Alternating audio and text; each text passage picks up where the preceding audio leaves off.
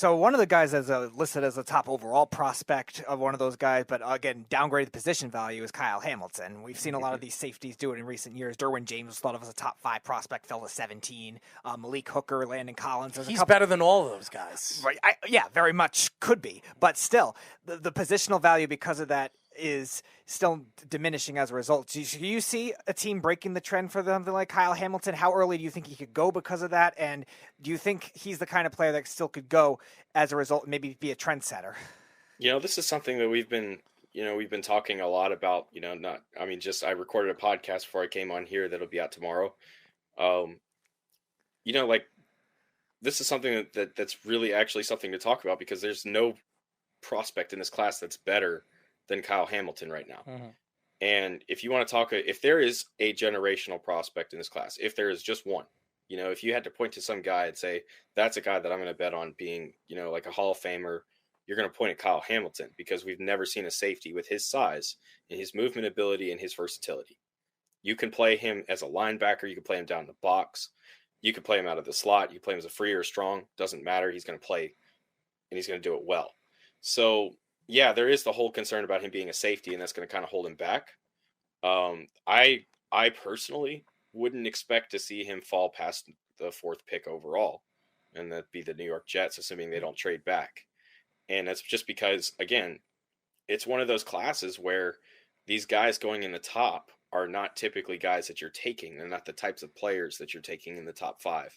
So whether the Jets hold on to their 4th pick or whether they move out and somebody moves up, they're going to be going after Kyle Hamilton. I don't think he gets out of the top 5.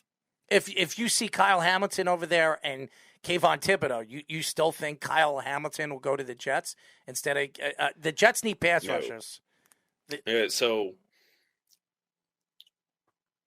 the problem with the Jets in the edge rushing position right now is the fact that they just paid John Franklin, right? That's his name, I think. John Franklin. Yeah, but Myers, he's a defense. Yeah, but he's a defensive DT. He really is. But he's slotted in that D end spot, and then you're deep right there right now. Mm-hmm. So if you want to add a guy like that, I guess you could kind of look at him as a move around kind of like you can trade value with some of the guys that you already have.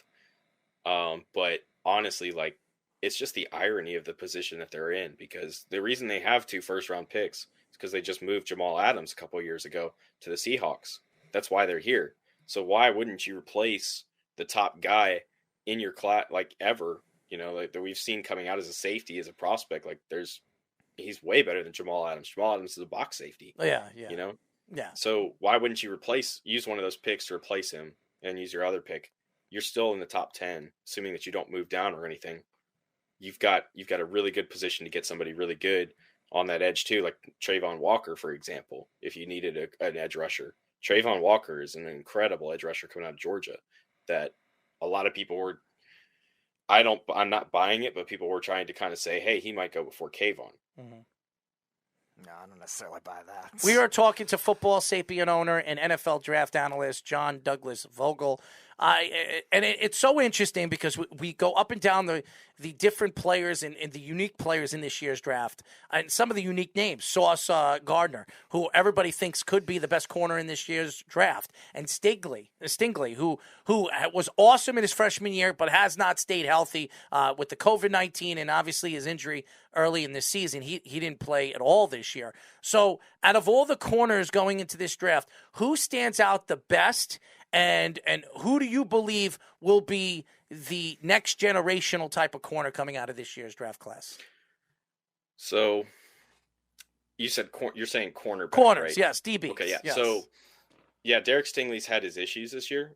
Not just this year, but the past couple of years with injuries, and his tape hasn't looked as good as the 2019. But there is no better tape than in this corner class than what he did on 2019. It's insane what he did that year. And I think you can kind of point to some of the issues being with the defensive changes that LSU ran. They lost Dave Aranda as their defensive coordinator. He went to Baylor right after the national championship. They fired the defensive coordinator. I can't remember his name. God bless him. In 2020, he was awful. And then you got hurt in 2021, and that kind of held you out. So I think that there are, there's some variables in play to why Stingley's performance dropped. But even still, even if those are down years for Stingley with what he just did, that's what you want in a corner. He still played very well outside of maybe the UCLA game week 1 in this past year. Now, I think he's by far, it's not even close, he's the best corner in the class. Is he going to be the first corner off the board? That's still kind of up for debate right now, just because the injuries normally push guys like him down the board. He's been injured the last couple of years, missed a lot of games. In fact, I think he's only played 11 games in the last, maybe 10 in the last 2 years. Very few games. And then the drop off in the play is going to hurt him a little bit. So you have a guy like Sauce Gardner who's probably going to move up. If there's going to be a corner that goes before him, it'll probably be him. But if we're talking best corner, I think Andrew Booth Jr. or Darian Kendrick is in that range right now as the top corner guys they're going to play better. I just actually published an article yesterday, I believe. It was a concern about the length of corners and the height playing into their performance on the field in terms of man coverage, because this is a man coverage driven league right now that we're becoming in the NFL. Offenses right now can manipulate and attack zone defenses in ways that the NFL cannot defend currently. And so everybody likes to play man. It's the best chance that you have. Outside of a few teams like the 49ers and the Seahawks still try to kind of hang on to the zone, the Detroit Lions, so on and so forth. Now, the issue with guys that get tall like that, 6'2", 6'3", 6'4", so Sauce Gardner, Tariq Woolen, those kind of guys that are trying to project into that cornerback position, is that they don't get their pad level quite low enough to react, because being a defender, it's good to have athleticism, but you really want to have reactionary athleticism. So you're reacting to what the receiver's doing, and you're trying to minimize the separation he's creating. And so because of that, I do have concerns with Sauce Gardner because his technique wasn't entirely great. He faced very little competition. And yeah, you can point to the Alabama game where Alabama ran the same 3 routes against him the entire game, running a very vanilla offensive package. So I'm kind of leaning toward Andrew Booth Jr. or Darian Kendrick kind of being, if it's not going to be Stingley doesn't pan out because of injuries, then it'll be the best corner. So you mentioned a lot of you mentioned not facing the competition for somebody like Sauce Gardner. In general, we've seen a lot of these smaller school prospects rise. You were talking about Gardner from Cincinnati, Trevor Penning, another guy like that. They seem to be higher up in rankings a lot more than usual that we've seen in this year's draft. Do you have a particular reason of why you think that is as a result? And do you think the trend will start being more that way? Or like you were saying with Gardner, do you think it'll still be more of they haven't faced the competition? It might not be as easy for them to adjust. So the reason that we're kind of seeing that is because if you look at last year, the last year draft, because the FCS did not play during the normal regular season, they opted to play in the spring. A lot of guys that normally would have come out didn't and took the extra year of eligibility. And now all those guys are coming. So we're really looking at 2 years worth of FCS talent entering into the draft and lower level guys. So I think that's the reason for it. I think that you're going to continue to see significantly less in the future. That's not to say, there's some of these HBCU, like the HBCU Legacy Bowl that just started this year that was, sponsored by Patrick Mahomes and Jameis Winston and some other top end guys in the league. And you have the HBCU Combine that the Senior Bowl is now holding too, which is ahead of it's right before the Senior Bowl. It's that weekend before. So I think you might see some more of those guys because they're just simply getting more exposure and we're more aware of them. But in terms of, I don't think it's going to be a particular trend. No, I think we're just seeing 2 years worth of these guys in one class.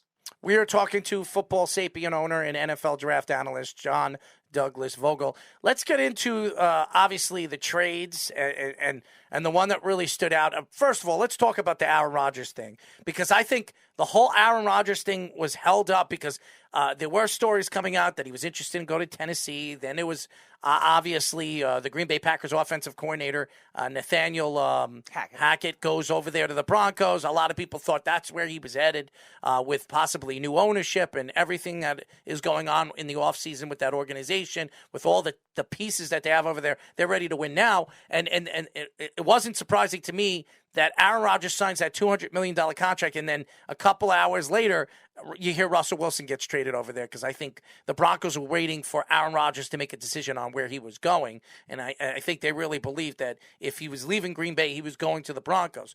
What were your thoughts when you heard that Aaron Rodgers got $50 million a year, signed a 4-year extension, and to me, he's the highest paid quarterback in the NFL. Were you surprised that he got that kind of money? Were you surprised that he re-signed with the Green Bay Packers after all the things that you heard, especially at his MVP ceremony when he was thanking everybody and thanking the fans? It seemed like he was on his way out. Absolutely. So I was surprised that he got the money that he did. I think that was the first shocking thing. Now, we don't know what the exact numbers are, because he did say that those numbers were inaccurate. Mm-hmm. I don't know if that means he got more or if he got less. So they're saying about $50 million a year. 100, I think it was 136 or $140 million guaranteed. And yeah, it was an absurd number, which, he's going to be 42, 43 at the end of that contract. So yes. I doubt he plays it through. Mm-hmm. I think it was kind of like hey, we're going to lock you up. We're going to make sure that you're a Green Bay Packer for the rest of your career, which is good. It's good for an organization to hang on to a guy like that. That's meant so much to your franchise. I think that's good. Now, in terms of the Russell Wilson, from what I understand, this is something that they were working out in Indianapolis, mm-hmm. like these trade details. And it was because they were somehow made aware that Rodgers was going to stay in Green Bay, mm-hmm. and he was now off the board and off the market. So this is something that's been in the works. And mm-hmm. with the amount of assets that just got moved, I think that's probably more accurate, because you're not just going to call up, John Schneider in Seattle and be like, hey, I'm going to give you all this for Russell Wilson. Is that okay? And he's going to be like, yeah, that's something you're going to work out over a couple weeks.